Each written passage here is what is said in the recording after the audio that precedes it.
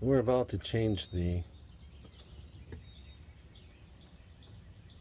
accelerator diaphragm on a 4-barrel Holly carburetor. It's behind this right here. I have a pan in case something falls out. There's springs in here and so forth. Let's take this off. Hold the screws to make sure you don't drop it in the engine. I decided to do this while it is on top of my engine. Normally you would take it off and do it on a bench.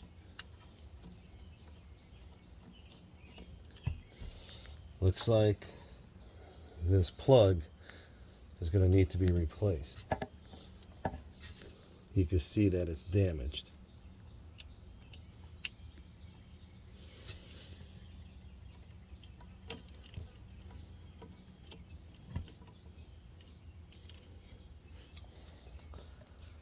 Sometimes it's hard to get those screws, so I use my trusty multi-tool to get it.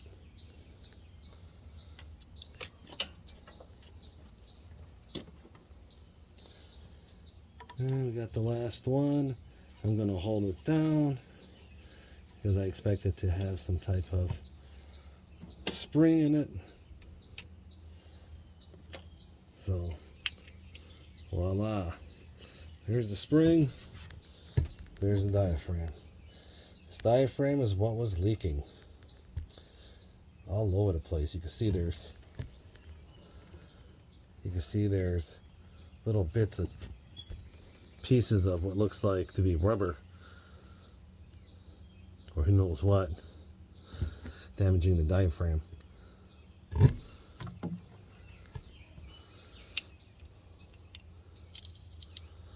Let's take this diaphragm off and we can look at it. Right there it is. Looks like it's been in there for a while. By the marks in the center of the diaphragm. And it looks like it's damaged. That's why it's leaking.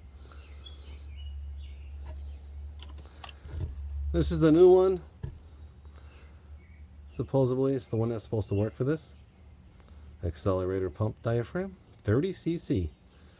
They also make a 50 cc.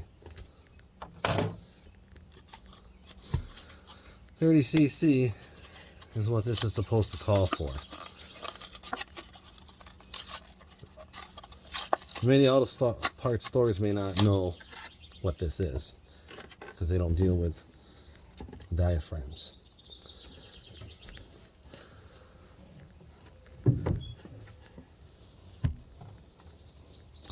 So, apparently, doesn't matter how you put it on.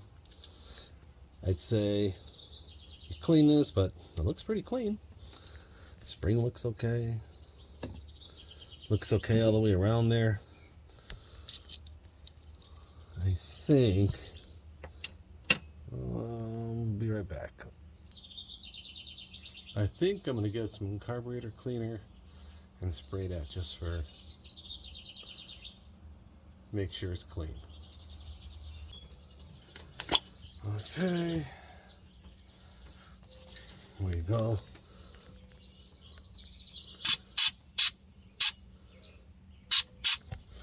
Nice and clean. And now we'll put it back together. Awesome. Wow.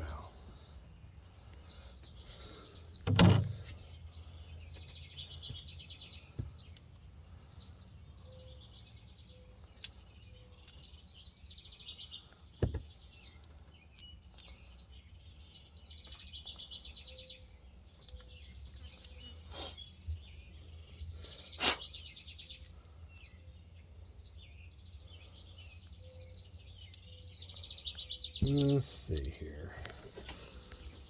Okie dokie. It's kind of a tight hum. You can't see it, but I'm up here on top. Trying to lean over this to try to get this done. the right way. Okay. Let's see. Okay, there's one screw. I put these screws in loose in the beginning. That way I ensure that all the screws get into the hole properly with the gasket. Make sure they put it in the right angle. That one doesn't want to go very well, so we'll take it out and we'll just move it over to the next one, and we'll see how it works here. Okay, worked good. Sometimes that happens. Put this one in. Okay. None of these get extremely tight. Okay. Put this one in. All right. Now we just tighten them. Just snug tight. I like to go kitty corner. Just like on a vehicle tire.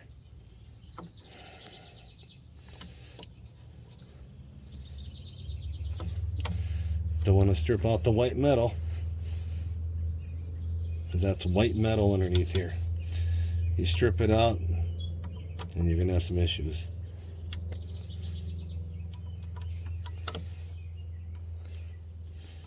So just snug, not over tight. Look at that. Works. Works well. Now I'll be looking for holes to change this and plug it, because that one's absolutely no good. So I'm going to stop the video here just for now, and I'll start it up again after I installed it to do a review.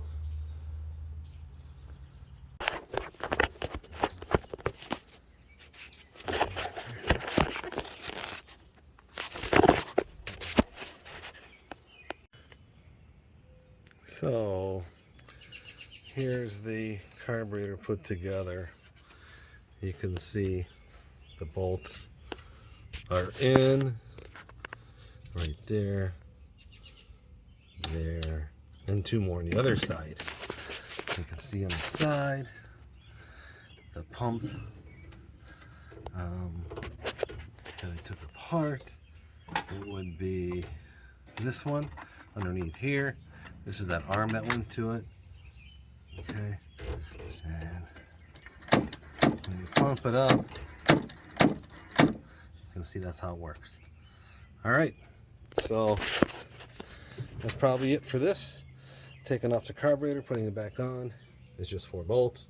Just make sure you hook all the connectors up and hoses up and replace the bad ones while you're doing this. All right, till next time.